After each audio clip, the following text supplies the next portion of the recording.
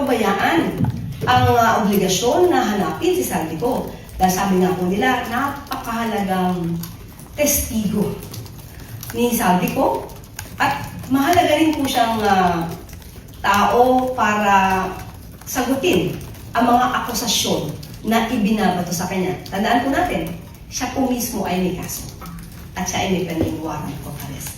Totoo po na procedural ito. Kasi parang nakita ko, nabalitaan ko na dinismiss na daw yung kaso ni Saldico. Hindi po yan totoo. Pag sinabi po nating archive, ito ay hindi lamang po ilalagay sa mga active cases na in-schedule for hearing. So ilalagay mo muna po ito sa status na naka-archive. At kapag ka po nahuli na si Saldico, bubuhayin po. Ilalabas po muli ang kaso para maging active.